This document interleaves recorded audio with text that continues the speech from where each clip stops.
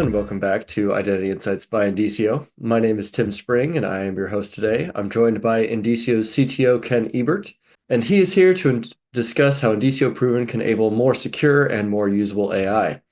Thank you for taking the time to share your thoughts with us today, Ken. If you don't mind starting, just what is the connection between AI and identity or verifiable credentials? Well, the connection between AI and identity and verifiable credentials is similar to its use cases elsewhere. Um, Establishing a strong identity for both individuals who are participating with the AI and for the AI itself gives higher levels of trust between the participating parties. So, um, knowing that I'm actually talking to the right chatbot or AI agent is an important consideration so that I have higher levels of trust. I'm not being phished by a pretender bot. I'm not being attacked in some other way. I know I'm talking to the right person. The advantage of digital identity and decentralized identity in particular gives you the ability to assign a DID, an identifying DID to an AI piece of software. That way I know I'm talking to the right one. It's a mutually authenticated connection. So the AI agent can also benefit from knowing who they're talking to. One of the challenges you have with some of the chatbots today is that the chatbot's really smart and can really help you, but it needs accurate data to operate off of. And so if it doesn't know who it's talking to or some of your attributes, it has to ask you a whole bunch of 20 questions in order to get started and make progress. A chatbot for one of the airlines would ask you for your PNR. Well, a chatbot likes to know that, but people don't memorize, multi-digit PNRs, their flight numbers, and all the details about their boarding pass. And so they have to go look it up and hand it over to the chatbot in order to make significant progress and take advantage of the intelligence of the chatbot. So knowing for the chat bot software to know who they're talking to and know some attributes about you is a great benefit to both the chatbot and to the person trying to use it. It can simplify the getting started process. I know who I'm talking to. Maybe you're presenting a credential that contains information about you, a loyalty credential, your boarding pass credential, your digital passport that might contain a DTC.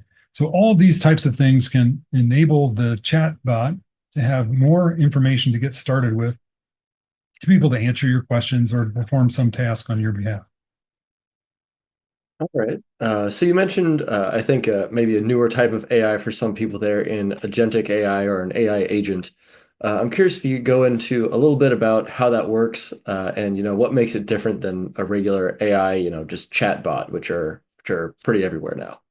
Yeah. So um, agents typically are an organization, a person, a piece of software that acts on your behalf in your fiduciary interest. So they do things that will benefit you. And so agent software is used in decentralized identity. It represents you and holds your credentials, interacts with other software to exchange credentials, receive credentials, those sorts of things.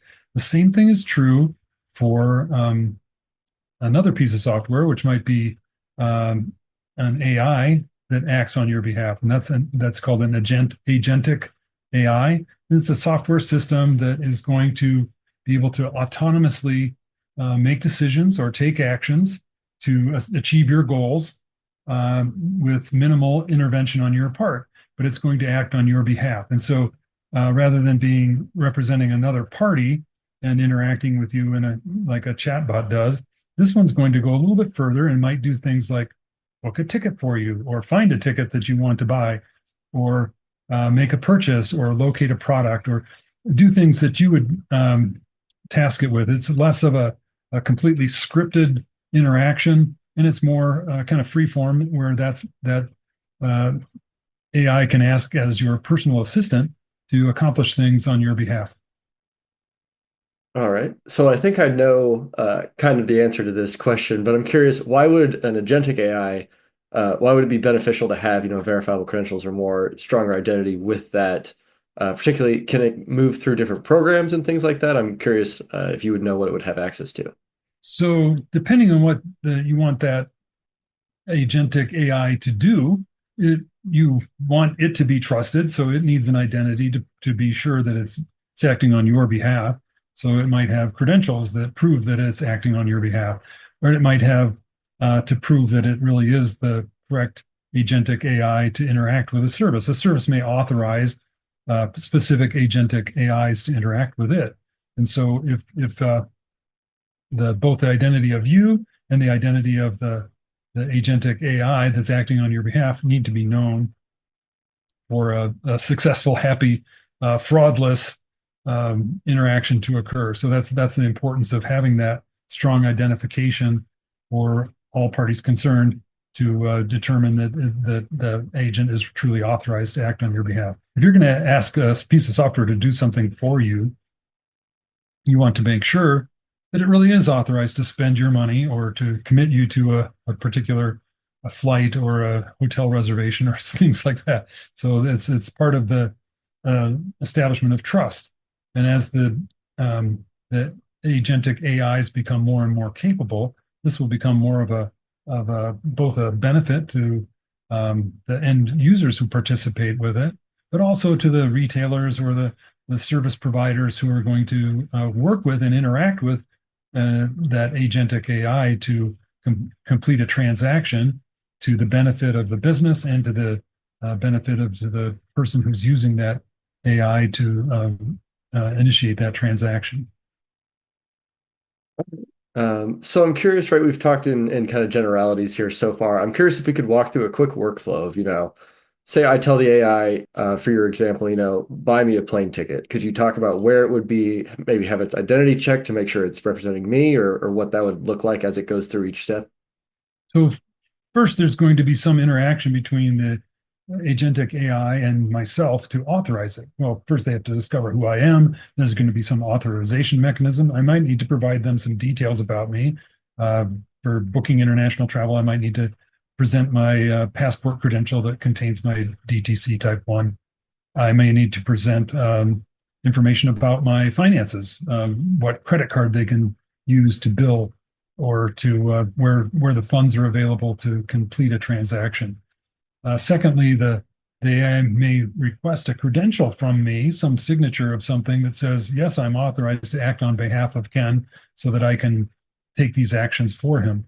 And then that AI can present that credential to the service that's being purchased or transacted so that end party knows that they're getting this from somebody who's really authorized the transaction to occur. And that establishes a chain of trust through that from me through my agent representing me to my service that I'm transacting with. All right, sounds good.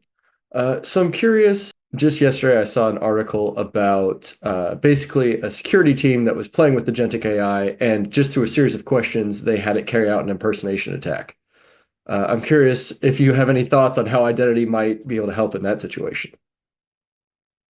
Identity,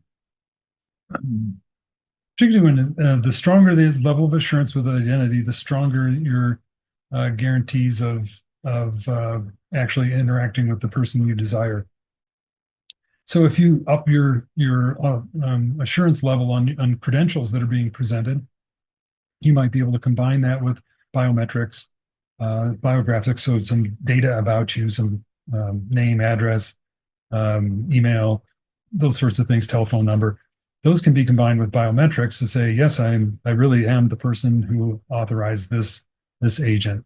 And while the improvement in services with AI is pretty obvious, not everybody thinks about the risks that come with that. And AI agents are able to do lots of things in a very um, um, fluid fluid type of interaction, but they may not be doing them on behalf of you. And so the establishment of trust and the identities that are involved in authorizing those interactions are critical.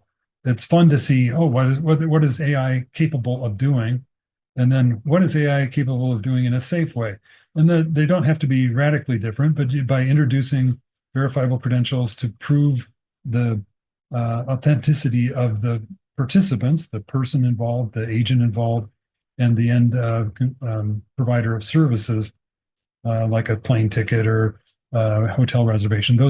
All of those can then interact more safely, knowing that even though AI is involved, it is truly representing and acting on behalf of an authorized end user.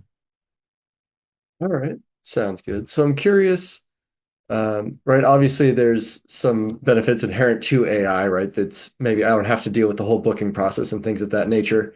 But I'm curious if you could articulate just some of the organizational benefits and some of the user benefits that this AI and verifiable credentials combo could really deliver on.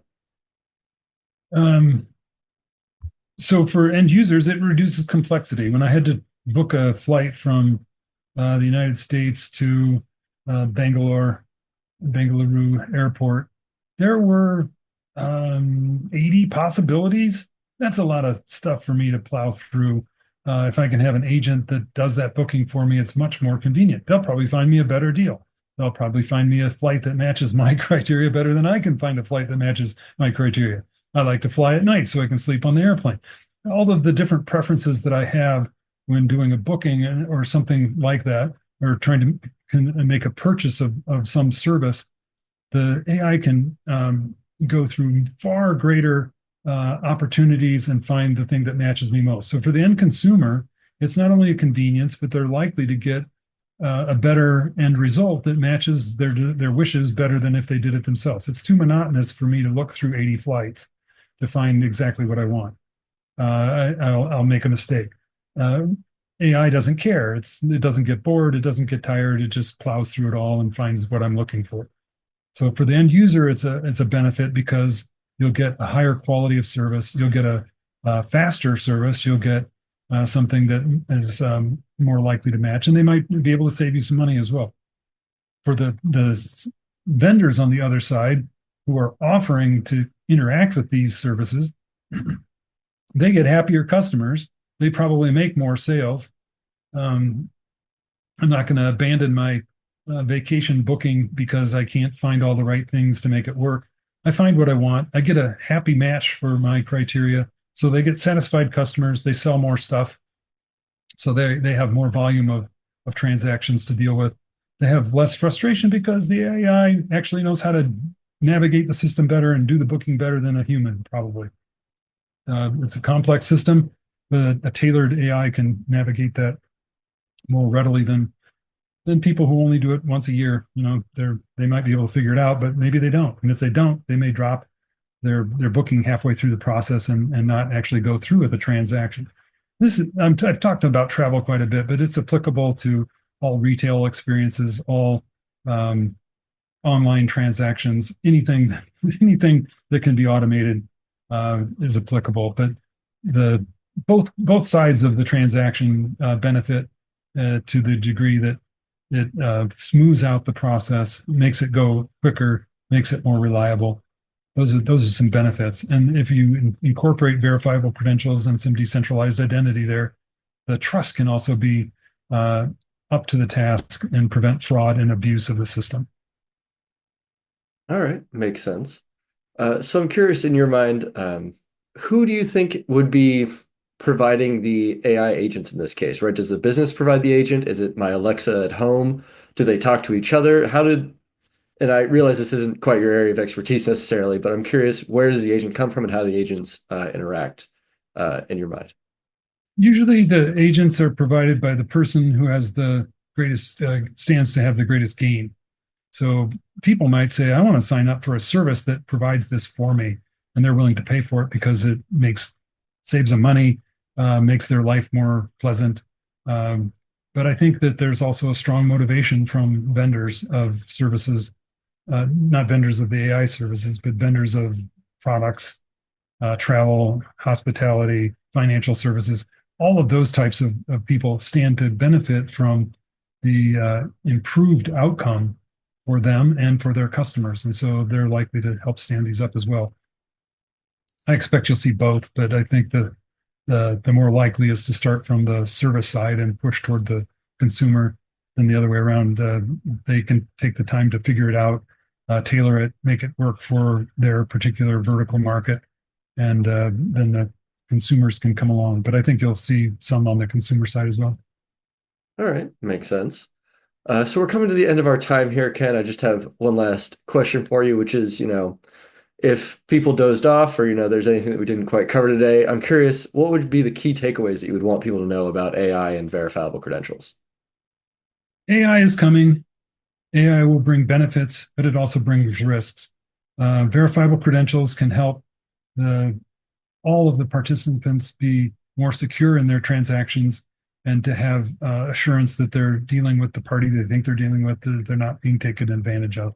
And I think that will help the adoption of AI in terms of reducing risk and allowing for the benefits to be exposed to the world. All right, sounds good. Well, thank you, Ken. It was really appreciate you joining the show and sharing all your insights with us around AI and verifiable credentials. If you at home are interested in learning a bit more about decentralized identity and verifiable credential technology, please be sure to subscribe to the channel. We'll continue to bring you some more educational content. And if you have any specific questions or topics that you'd like for us to cover, please go ahead and leave a comment below, and we'll be sure to read and address them. Thank you all for watching. Thank you.